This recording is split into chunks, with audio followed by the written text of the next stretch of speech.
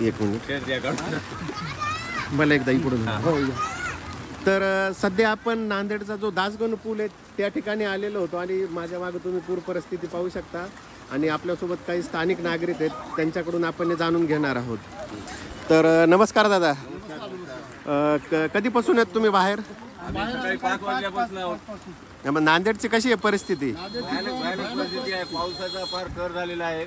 मागच्या 20 वर्षाच्या नंतर असा पाऊस पडलेला पहिली वेळेस आम्हाला लक्षात येत आहे. पूर्ण वस्तीमध्ये पाणी शिरलेलं आहे. लोकांचं सर्वांचं जनजीवन विस्कळीत झालेलं आहे. लहान मुलांच्या सगळ्या गोष्टीला या पूर परिस्थितीला सामोरे जावं लागत आहे. आज म्हणजे शाळा पण बंद आहेत जवळपास सगळं. प्रत्येकाच्या असं काही गल्लीमध्ये लहान लहान घरांमध्ये सुद्धा पाणी शिरलेलं आहे. पूर्ण रात्री 2 पासून रात्री पाण्याचा प्रवाह वाढल्यामुळं लोकांच्या घराची सुद्धा परिस्थिती बिघडलेली आहे.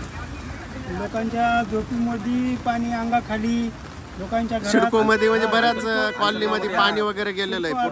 पूर्ण पाणी घरामध्ये शिरलेलं आहे. नाल्या पूर्ण भरून गेलेल्या आहेत पाण्याने. हां, आता आपण हे पुढची जे पुलाची परिस्थिती आहे ती बघू थोडंसं बघू शकतो या ठिकाणी. पुलाचं पाणी आता वरून जाण्याची शक्यता आहे. हा, पुलाच्या वरून पण जाऊ शकतं पाणी. तुम्ही खाली बघू शकता. आता हा पुलाचा भाग आहे.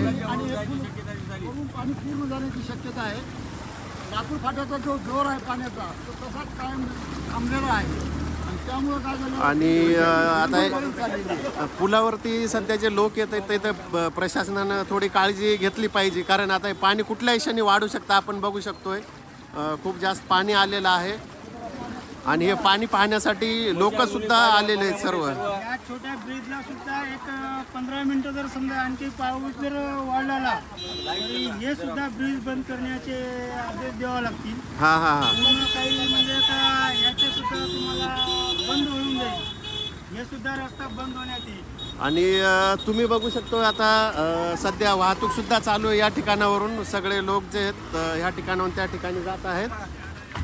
आणि हे बघू शकता तुम्ही गोदावरी नदीनं रौद्ररूप धारण केलेलं तो आपला जुना पूल दिसतोय तुम्हाला पलीकड.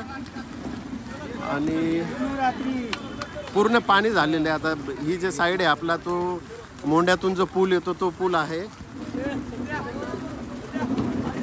तर सध्या नागरिकांनी म्हणजे घरीच राहण्याचं आव्हान आहे, कारण बऱ्याच भागामध्ये पाणी झालेलं आहे नांदेडच्या, त्याच्यामुळेच.